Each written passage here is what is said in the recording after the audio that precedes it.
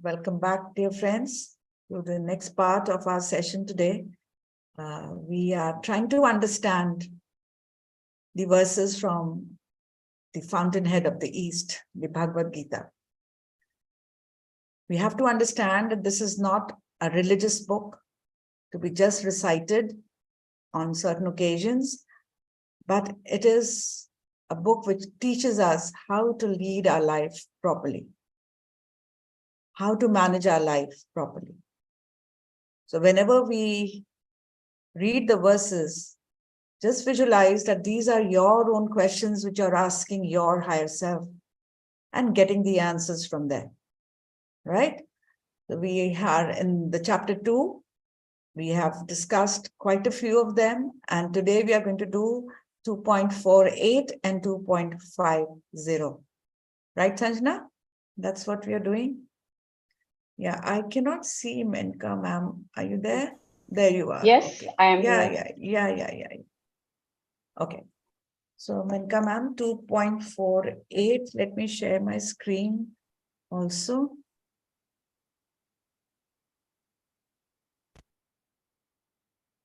Right.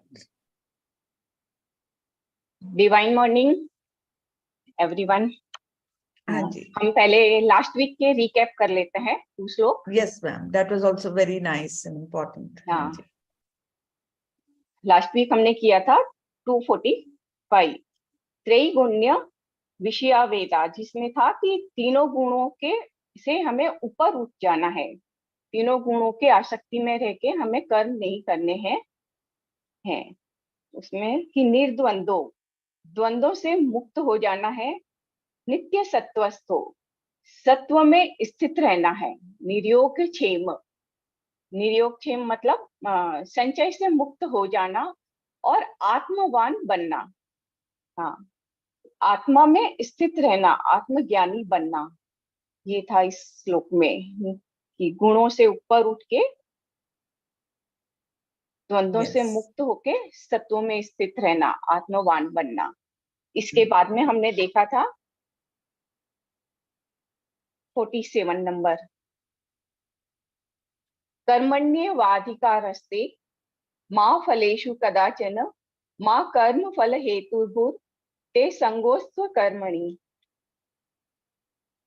कि कर्मों पे अधिकार नहीं है तुम्हारा, है किंचित मात्र भी कर्म पे अधिकार नहीं है, कर्म फल पे अधिकार नहीं है, सॉरी, कर्म तो हमें करना ही है, बट कर्म फल पे अधिकार नहीं है, और किसी फल के उद्देश्य हेतु भी हमें कर्म नहीं करना है, और ये भी नहीं सोचना है कि हम इसके लिए कर्म ही ना करें। कर्म हमें नित्य कर्म हमेशा करते रहना है, बट उसमें फल की इच्छा नहीं करनी है, कोई भी तरह का आसक्ति नहीं रखना है। तो इस श्लोक में हमें ये तो बताया है कि कर्म किस ढंग से नहीं करना है। इससे आगे के श्लोक में बताया है कि तो फिर कर्म कैसे करने हैं हमने, है 248 में।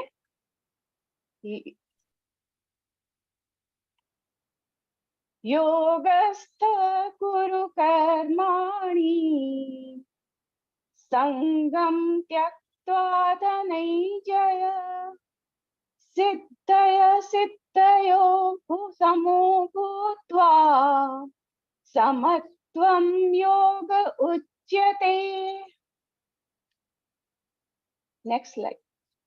ओके, हाँ, योगस्थ, अब इसमें बता रहे हैं कर्म किस ढंग से करने हैं। योगस्थ मतलब समभाव में रहना, हाँ, समभाव में रह के कर्म करना, संग त्यक्त्वा, आसक्ति का त्याग करते हुए समभाव में रहकर कर्म करना है। अगर हम समभाव में रहते हैं तो हम नेचुरली आसक्ति को छोड़ देते हैं, और अगर हम आसक्ति को छोड़ देते हैं तो हम समभाव में आ जाते हैं।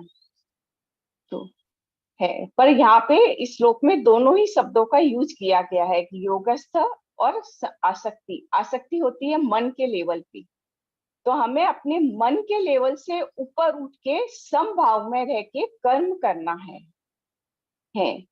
सिद्ध असिद्ध योग समो भूत्वा, कि सिद्ध हो मतलब अच्छा हो या बुरा हो, दोनों ही कर्म में सम रहना है। यहाँ पे दोनों ही कर्म बोले तो जो कर्म फल आ रहा है, सिद्ध अच्छा शुभ कर्म हो या अशुभ कर्म हो, दोनों ही जो कर्म के फल होते हैं उसमें हमें सदैव सम रहना है। समत्वम योग उच्यते है कि समत्व योग ही सबसे समत्व योग ही उच्च कहलाता है। हमेशा समभाव में रह के कर्म करना ही शुभ कार्य होता है। तो शुभ इसलिए होता है कि उसमें हमें समत्व योग उच्यते कि समभाव में रह के कर्म करने से हमें हमेशा कर्म फल की आसक्ति में नहीं रहते हैं। Thank Yes, you. Sanjana, Yes. yeah. What do we add? Morning to all the beautiful beings here. So yes, this is a very important shloka, my dear friends. I'll try to recite it. Yogastha kuru karmani sangatyaktva dhananjaya siddha siddhyo samo bhutva samatvam yoga uchyate. तो योगस्थ कुरु कर्माणि, योग में स्थित होकर कर्म करो. This is what Shri Krishna is telling Arjun. And संग त्यक्त्वा, तो डिटैचमेंट, हम बहुत अटैच्ड हो जाते हैं, तो हमें डिटैचमेंट के साथ कर्म करना है, आसक्ति का त्याग करना है.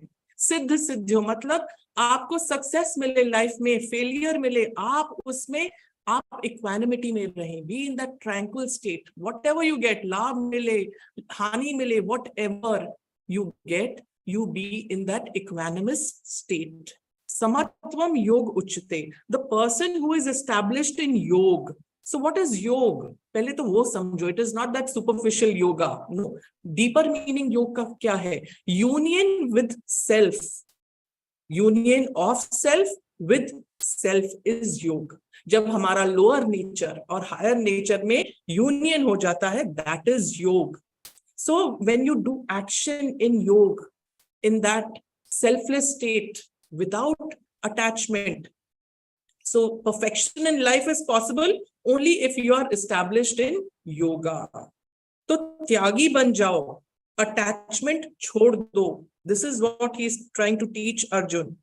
तो हम constant awareness में रहे. योगा स्टेट क्या है? Constant awareness, living consciously, conscious towards your consciousness. So do action in that equanimous state.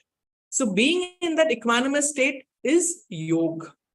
So ये ना हमें एक लाइन अपने जहां पर हमारी नजर हमेशा पड़ती है, अपने कबर्ड पे या फ्रिज पे, कहीं भी एक ये लाइन लिख लो, योगस्थ कुरु कर्माणि, योग में स्थित होकर हम एक्शंस करो. Yes Jasvir ma'am. Yeah actually problem ये है कि हम योगा को द वर्ड जो maybe few years back yoga, I used to say, I do yoga, but I thought yoga was just doing those physical asanas, exercises, maximum maybe pranayam plus asana. So that was the definition of yoga, which even I knew a few years back. But when we did Patanjali Yoga Sutra, remember Dr. Ranjan, was, each line by line, proper verses. Then I understood that according to the Patanjali also, the one who has written the entire yoga sciences, the practical method that are applied to attain perfect control of the mind and its modifications are called yoga, which was quite new for me. The first verse only, the first line says yoga chitta vritti nirodha. That means removing all the blocks of our mind, basically, from our chitta, right? So that was so new. And I'm sure it is new for some of you here who are hearing all this for the first time, all my young friends and colleagues. But then we have to understand that that is not the only yoga. The yogi who has control of the mind and its modifications maintains balance of mind and inner composure in all situations and under all conditions. That is why whatever is happening, should not affect, we have to become like Yudhishthir. I always give this example, Yudh mein sthir. Whatever chaos is outside, still if you are able to maintain, whether if it is not coming naturally, be conscious. Okay, something has happened. No, I'm doing meditation. I'm trying to practice that I am not going to be affected by what's happening. If nothing, at least we stop reacting. We don't immediately react. We give ourselves a little time, a little breather. We are expected to behave in a different way. So हमें equanimity means एक ही state में रहना है, चाहे whatever is happening outside. We get too excited when we are happy, and then simultaneously we get down in the dumps when something goes wrong. So that is what I've heard, understood with this one. Modern man does not yet understand the importance of necessity of controlling the mind. Anita, this is for you. We are controlling our body. We are, we take our baths, we eat our food every day because that's necessary. Body ke liye to chahiye. But what about your mind? We ignoring that. Actually, the body is inside the mind. The mind is not inside the body. You are inside the mind. And if you're not able to take care of your mind, taking care of your physical body will not help you much. So that is my understanding here. So if the modern man learns to do some practices that will enable him to understand his internal states and to organize them in an orderly way, he will free himself from a great deal of misery and suffering. He will be able to eliminate mental and emotional turmoil as well as these psychosomatic illnesses. We are understanding this, that all these things are creating blocks in our energy body, in our mental blocks, in our astral bodies, and not allowing the cosmic energy to enter into our physical body. And that is what is causing illnesses, the psychosomatic, the thoughts, psycho, jo tumhare dimag mein thoughts hai, that is causing the diseases in your physical body. Somatic means physical body, cells. So I hope we have explained this verse, Jagdish sir. Without your wisdom, it is not complete. Thank you. Can I add a couple of things here? Yes, sir. You see, the importance of equanimity of yoga has been emphasized very much throughout our learning. For example, you always bring us the Shanti Patna, Purnamism. Now, like that, there are several Shanti parts. Associated with each Upanishad, there's one Shanti part like this. What does that do? This is when you sit with your teacher and you are in the task of learning. It is Shanti part that puts you into that mode of yoga. It's a coherence. And you sit silence and you accept. It's a kind of a contract you enter with him that as long as we are sitting together and we listen to each other do this work, we're going to be equanimous. We're not going to let anything disturb. The second aspect of it, when you say we have to be equanimous all the time, some of them confuse it with stoicness. Stoic is not be affected by anything at all, no emotions at all. It is not being stoic. It's not that we are concerned. It's not that you are give up your emotion. It is that you are in control of that. And so what do I mean by your control of that? What do we mean be controlling of the mind? An example I always give my students is this. Now you're supposing a mother or a nanny takes a child to a park and let the child play around. She doesn't tie up the child with a leash so that it does, right? Lets the child wander around and ask the mother or child maybe start talking to somebody or read a book. But even as she does that, she keeps an eye on where the child is moving about. She has defined a boundary for the child. And whenever she notices the child is crossing the boundary of some that may be danger, she runs and brings it back to control. That's exactly what controlling the mind is about. As long as you write that you are different from your mind and you're looking at the mind, you create through your consciousness a kind of a boundary and you keep watching it all the time. You don't control it in the sense you don't leash it up. You let it wander free, but you are very careful about where you are, and whenever you exceed that, you bring it back. That's what equanimity is all about.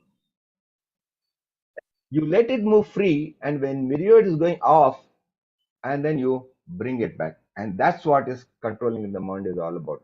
It doesn't require much of a practice. It only needs to realize and understand this. This is what I feel. Thank you for giving me this. So well said, sir. Your examples actually, I am quite new to this language and even to the Bhagwad Gita for that matter. With your examples, I totally relate, and because I'm more of a practical, I have been a practical person, but I'm trying to understand. So I was never okay with just cramming something and just reciting for the sake of it. So unless I don't really understand, and that's why I think I got so hooked also onto this beautiful literature, because Dr. Ranjan explained it to us using, scientific concepts, experiments, so which I could relate very easily to. And with your stories and your examples, it's making it even more stronger, at least for me, and I'm sure for the others also here. Thank you so much for being there, sir. Okay, so we go to the next one, that is now 2.50. Yes, Menka ma'am, please. बुद्धि युक्तो जहातीह उभेषु कृत दुष्कृते तस्माद् योगाय युज्यस्व योग कर्मसु कौशलम। हाँ, इससे पहले के श्लोक में दिया था कि आसक्ति को छोड़ के कर्म करना, कि मन भाव से ऊपर उठ के कर्म करना। इसमें दिया है कि बुद्धि युक्तो, बुद्धि से युक्त जो रहते हैं, जो ज्ञानी होते हैं, ज्ञानी यानी जिन्हें अपना आत्मज्ञान है वो सुकृत दुष्कृते, कि अच्छे और बुरे कर्म दोनों ही छोड़ देते हैं। ज्ञानी लोग सिर्फ कर्म करते हैं, उन्हें कर्म फल में एकदम भी इच्छा नहीं होती है। तो तस्माद योगाय युज्यस्व, तो अर्जुन से कह रहे हैं कि तस्माद योगाय युज्यस्व, इसलिए तुरंत से तुम भी योग में संलग्न हो जाओ, है, क्योंकि योग कर्मसु कौशलम, कि योग में किए हुए कर्म कुशलता पूर्वक होते हैं। उसमें कुशलता पूर्वक क्यों होते हैं? कि उसमें हम कर्म बंधन में नहीं होते हैं।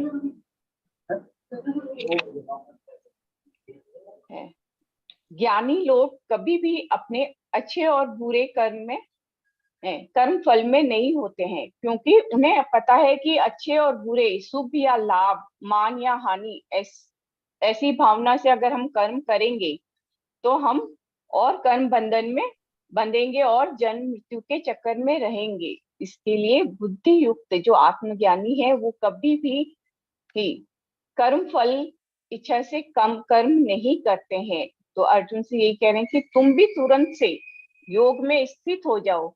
ये योग शब्द हमें पूरी गीता में मिलेंगे, हर अध्याय में मिलेगा। भगवान ने योग आसक्ति पे इतना कहा है कि समत्व में रहना, योग में रहना, जिससे तुम कर्म बंधन से मुक्त हो जाओगे। है कर्म कुशलता, योग से कर्म में कुशलता आती है।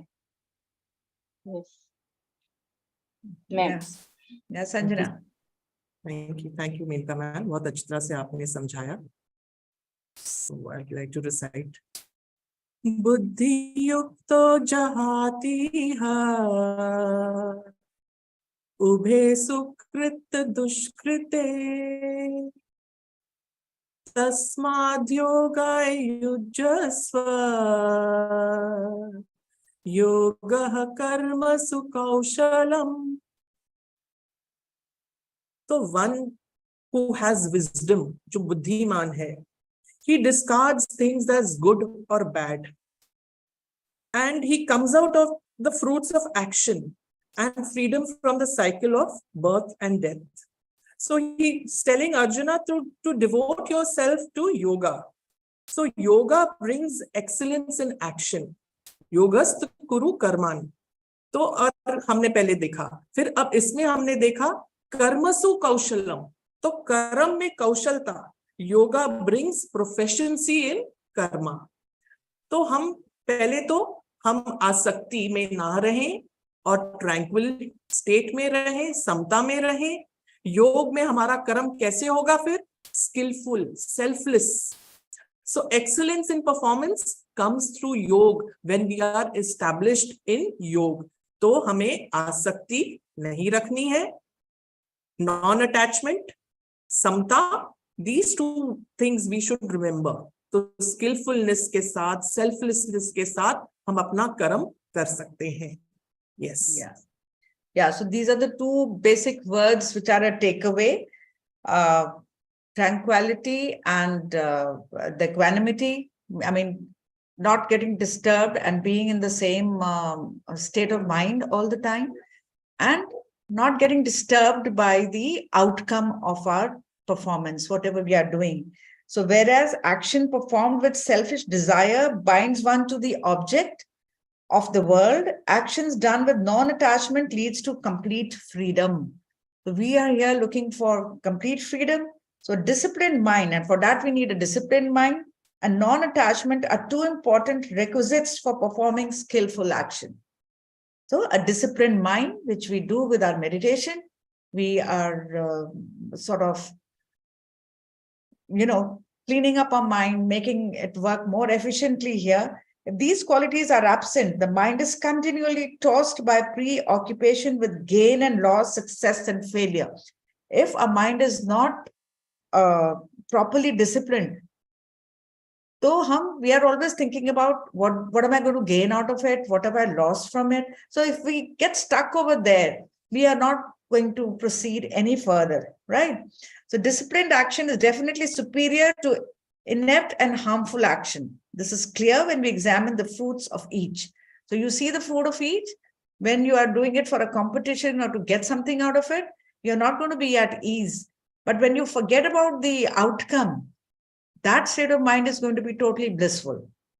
The deeds performed by one who has a tranquil mind are totally different from those performed by a selfish person who desires to enjoy the fruits arising from the deed. If you're just expecting what you're going to get out of it, when the thoughts of the dedicating and surrendering the fruits of one's action is predominant in one's mind, he is indeed selfless. So you are selfless when you are not thinking about what you're going to get out of it. Yes? So try that consciously. It will definitely lead you into that tranquil state, in a peaceful state, and you will enjoy your work. And mind you, whatever you do is going to get good results automatically and very, very naturally. Jagdish, your comments, please. No, nothing to add. I've already mentioned I've already said, and it's very true. I mean, in our own experiences, whether we are reading, whether we're teaching or doing any work, whenever we are at peace with ourselves, the job done gets very easily, right? I'll give you, for example, a very simple thing. Today, for instance, you meditate for 1 hour, isn't it? Yes. To me, it didn't feel like even 2 minutes. I wondered when it happened, though I could hear whatever that was happening. Why? Because you were tranquil at that moment. Nothing could disturb you. Nothing, okay? And that the job gets done very, very easily. This happens especially when you're reading books, and especially you're reading technical books. And that tranquility is there, the thing that's very easily. That's what it means. Thank you. Yes, sir, you're so right. Like as we are reading Thinking and Destiny too, sometimes it just goes over my head, those concepts. But when I read it again myself, I have the hard copy. I like to read from the hard copy, always. Maybe being a teacher, I'm used to having a book in my hand. So when I read it later on my own, the understanding becomes much better, Sometimes I'm actually struggling. I'm not able to then I even got that 7 Bodies book, by Annie Besant. Sir said you must read this along with it. So I'm referring 2-3 more books to understand the concepts from Thinking in Destiny. But when I sit and do it alone and I'm reading it on my own, marking here and there, I understand it much better because I'm more at peace that time. I'm not really trying to, that struggle is not there because I'm in peace with myself. And then it becomes so easy. And then I hear the recording once again and everything is quite clear to me. So yeah, so yoga, the word yoga, which we have learned now, is basically not just our physical exercises. It is how we make our mind also tranquil and in coordination with our body. So that is a regular procedure, not to be done once a week. We have to continue this, train our minds to be not affected by anything, and it comes very, very naturally. It will come very naturally. So, Especially yes. when you We say need to reading, meditate that's why I every day. always find early morning and late nights when I sit down with particular Yes. books like Thinking Destiny. This is when your mind is really tranquil, and I usually devote these times for my reading. Yes, sir. Yes, sir. So I think to our students also, we can just pass this, that whenever they really want to understand some concepts, their minds have to be absolutely at peace. They will understand better. They won't have to spend hours. So with their phones in their hands, checking their social media along with it, and then the, TV running or talking to somebody and things. So obviously the time taken is going to be much, much more to understand that concept rather than they should be after their meditation. That is the time they're totally at peace. They are also doing meditation now every day. So that is the time we have to, whatever we want them to learn, should be given to them at that time when they're at peace. So even before every class also, I think you can make them sit for 2 minutes at least with their eyes closed before they start. So they have done it once in the morning. That is enough. But before every period, I think for 2 minutes also, if they close their eyes, don't think it's wasting their time. Or we just have 40 minutes, 45 minutes. If we spend so much time and all this, that 2 minutes spent will make your teaching and their learning so easy rather than just the quantity of time spent, and then what goes in is much less. So I think we can relate it like that to our classroom teaching also here. So thank you, friends. Anybody wants to add anything here? किसी को कुछ लगा that you can take it to the classroom, to your children. Basic cheese. Yes, Sanjana. You are mute, I think. Basic cheese nahi bhulni, meditation. I said basic cheese hame nahi bhulni, meditate. Yeah. That's the solution for everything. That is going to help you in your everyday life. Yes. So that is our learning today. And Anita, I think you've understood. है ना? रोज करना है आपको, once a week नहीं. Yes, this is not just an activity, right? ये practice है. Word practice बोलो. जैसे आप maths के sums practice कराते हो, you have to train your mind. We have to train our mind. So I think, yes, we had a lovely discussion today on these 2 verses. And next week, which one are we doing? आपने बताया था 2 point, what was that? You've got it written, Sanjana? I'll just check. एक second. It is 55 and 56. 55 and 56. So people who have got this book now, which it's very, very beautiful. As I've told you, we are just reading out a few lines out of the entire explanation. It has more than 2 pages to explain each verse. So people like me who are slow learners or who are new here, the newbies, you should read this along with listening over here. So listening here once a week is again not enough. You should read it from this book because, reading is one thing which is going to make things, and especially all of us mostly are associated with the education line. So we do understand the importance of books. So I think you should have this book, and jinke paas hai, next time, please read about it before attending the session also. It will help you to relate it to whatever is being discussed here. Okay, then I think we can close the session now. If anybody wants to share their learning, their experience, you're most welcome. We are here for another 2-3 minutes, and then we can just close down. Yes.